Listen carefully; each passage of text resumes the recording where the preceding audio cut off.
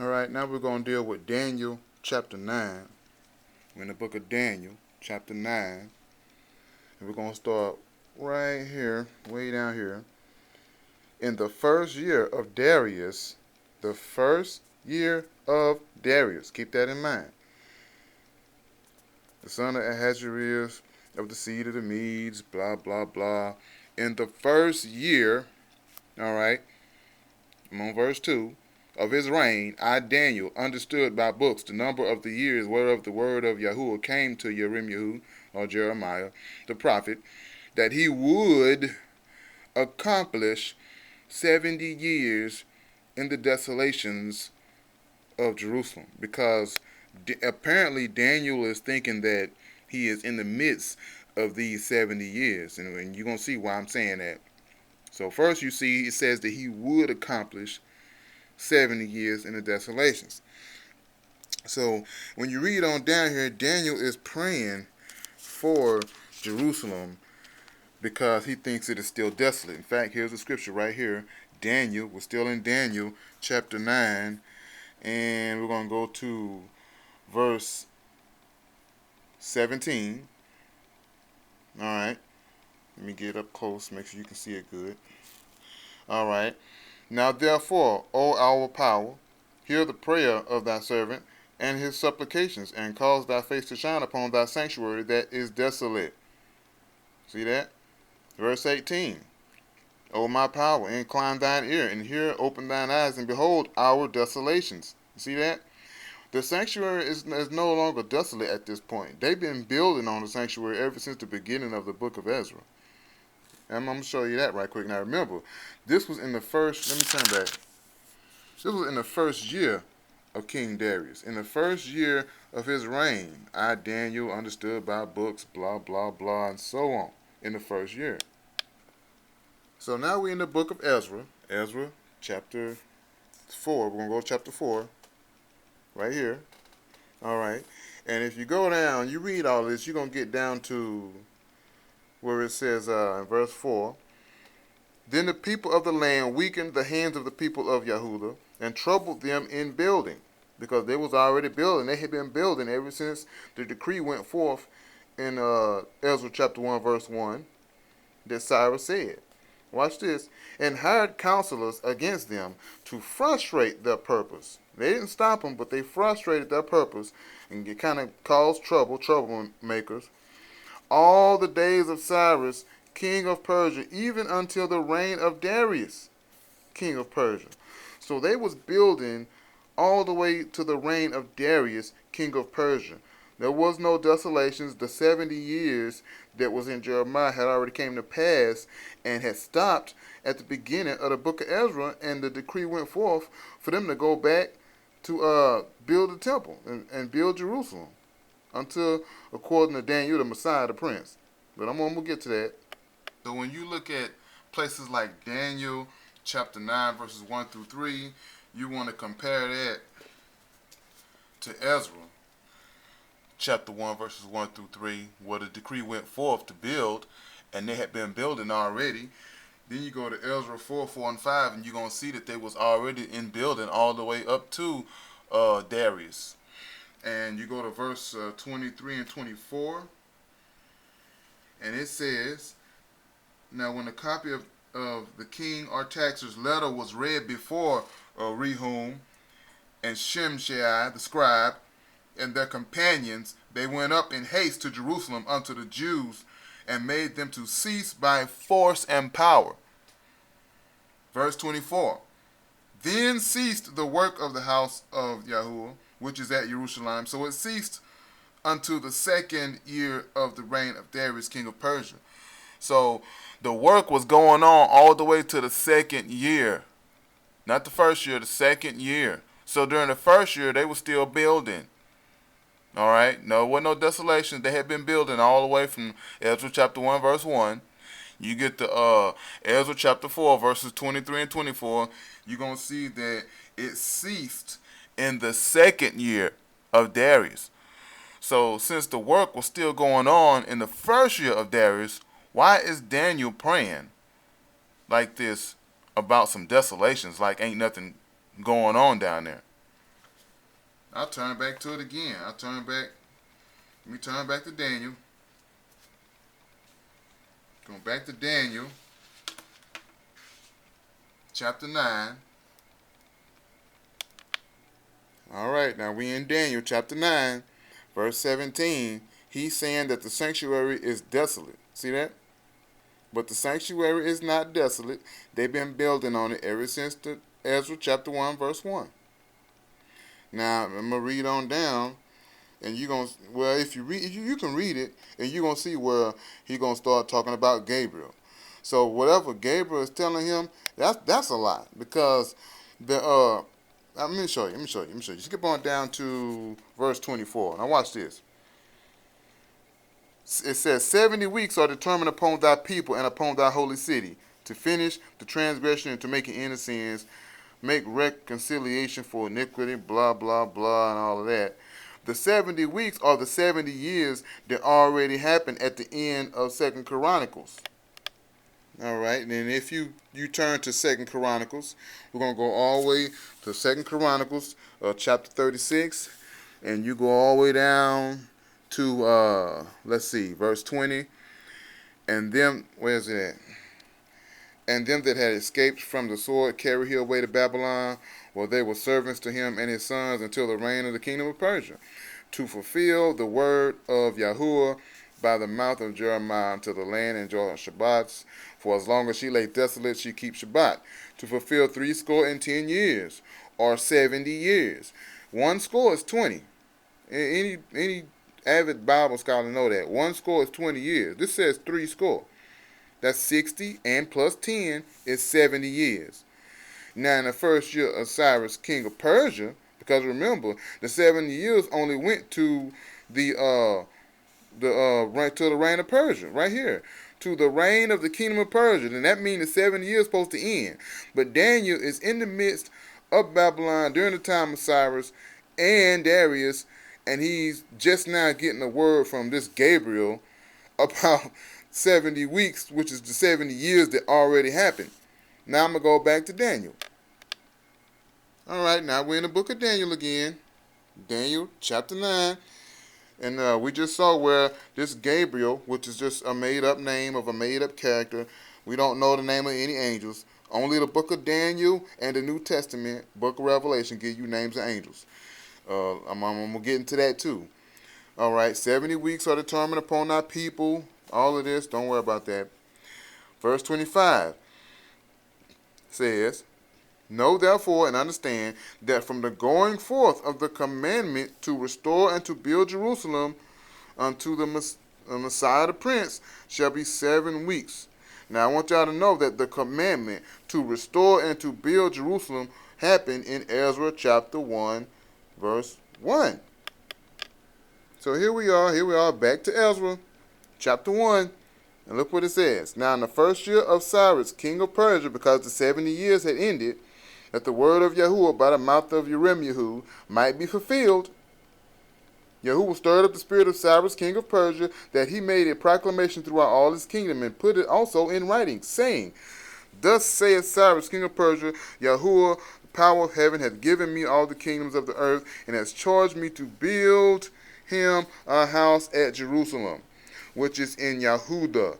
Who is there among you of all his people? His power be with him, and let him go up to Jerusalem, which is in Yahudah, and build the house of Yahuwah, our power of Yasharal. He is the power which is in Jerusalem. So the decree went forth to build in Jerusalem. All right? It just happened in chapter 1 of Ezra. But over here in Daniel, the so-called Gabriel, Gabriel is just now telling Daniel that there's going to be this commandment that's going to go on to restore and to build Jerusalem. And it says, unto the Messiah the Prince. Now let me explain this. Unto the Messiah the Prince shall be 7 weeks, and 62 weeks the street shall be built again, and the wall even in troublous times.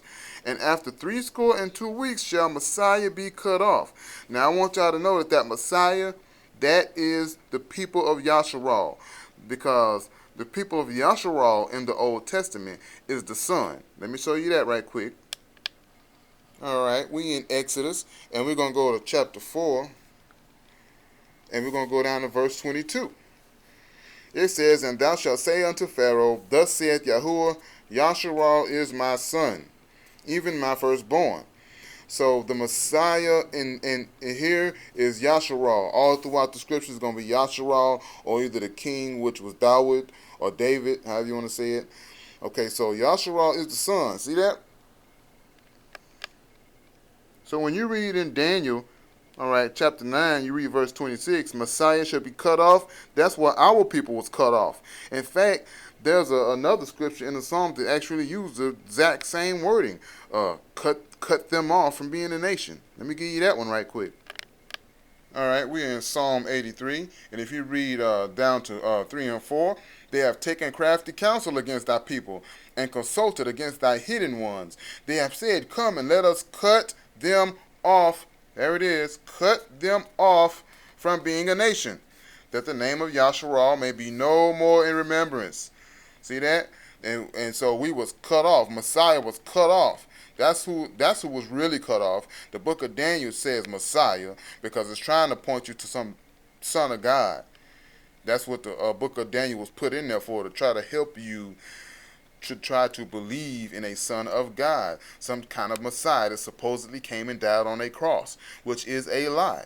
Okay, so we see who was really cut off, and it tells you that plain as day in Psalm 83. That this is the scriptures for that, by the way. You want to write them down.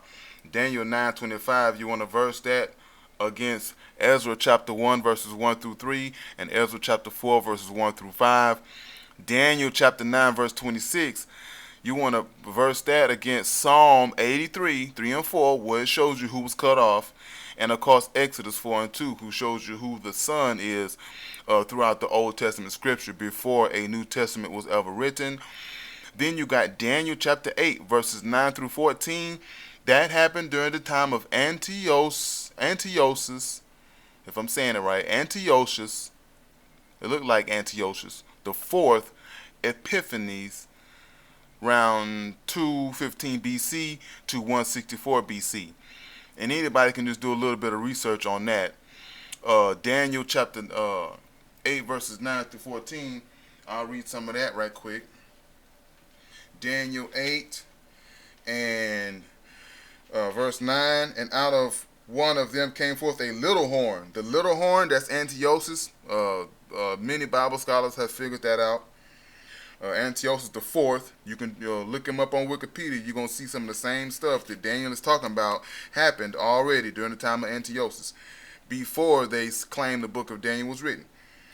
So it says, out of them came forth a little horn, which waxed exceeding great toward the south, toward the east, and toward the pleasant land. It waxed great even to the host of heaven, and it cast down some of the hosts of the stars to the ground, and stomped on them. He magnified himself even to the prince of the host, and by him the daily sacrifice was taken away, and the place of the sanctuary was cast down. Remember, by him, by the little horn, the daily sacrifice was taken away, and the place of his sanctuary was cast down. That happened during the time of Antiochus. Anybody can look this stuff up on Wikipedia, or you can go to the library. It's going to say the same thing in Encyclopedia, where it talks about when Antiochus stopped Jewish religious practices. Okay, right down here. Okay, I got it right here, where it says, let me point to it right there. It says Antiochus decided to side with the Hellenized Jews by outlawing Jewish religious rites and traditions kept by observant Jews, and ordering the worship of Zeus as the supreme god. Okay, this is also talked about in Maccabees chapter 6 verses 1 through 12.